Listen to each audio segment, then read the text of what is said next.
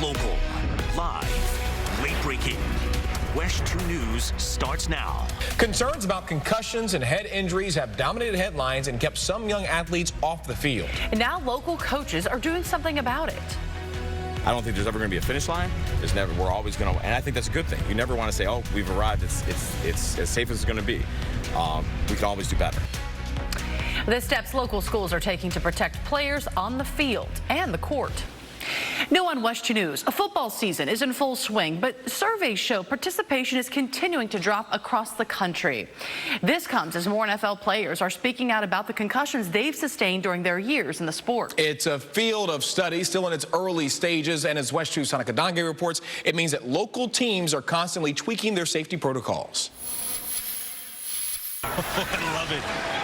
Kirk being a good sport. Personal foul, unnecessary roughness. For the last decade, it's dominated the headlines. CTE. Worse and worse as the days go by. Former NFL football players speaking out about the long-term damage caused by repeated concussions. And experts say there's still a lot we don't know. There's not a specific threshold that this amount of force is strong enough to cause a concussion. You can have what seemingly be a hard hit and not result in any signs or symptoms. And you can have what seemed like a glancing blow cause massive symptoms. That's why Advent Health concussion specialist Michael Doherty says it's impossible to say at what age it's safe to begin a heavy contact sport like football.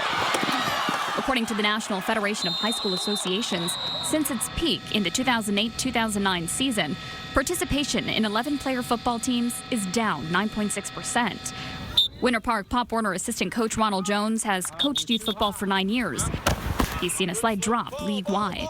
The number one concern that I've always come across was, oh my God, you know, the concussion thing and the kids not being able to remember. With your head up. You understand? As more research is done, he says they're constantly updating the way they coach. Kids used to get down in the three-point stand. Well, now we're not allowed to do that. So we teach the kids from a standing technique of how to block. The league also allots only a certain amount of hit hours. But Doherty says most parents do overestimate the number of concussions sustained during a football season. He says football is the most concussion-prone sport, but a recent study suggested most parents believe 50% of participants will sustain concussions during a season, which is not true. That number is probably closer to 5%. You know, but again, you don't want to be a statistic. And it's not just youth football taking a closer look at the game. High school is as well.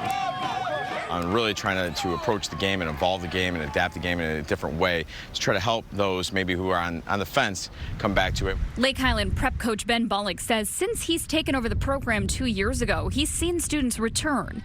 His goal, to continue coaching a higher performance game while keeping players safe.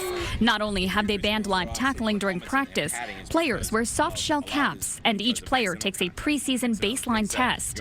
A growing practice at most schools that measures an athlete's balance and brain function and can then be compared to post-injury results if an athlete has a suspected concussion.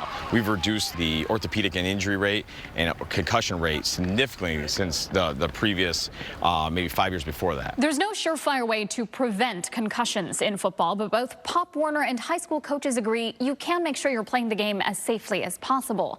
Ask if the team does baseline testing. You can always opt to do it independently as well.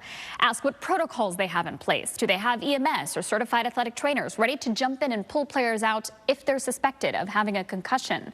And lastly, make sure all the equipment meets the latest safety standards as they're constantly changing. Sonica Dange, WESH 2 News. A lot of important information there to make sure you pass on. And it's not just football, a lot of other sports. Soccer, lacrosse, so many. Yeah, anytime you're going head to head. I remember you did a piece on lacrosse a couple of years ago. Yeah, the women's lacrosse team there. Yeah. So it's something that, you know, so many parents are paying attention to when their kids are on the field.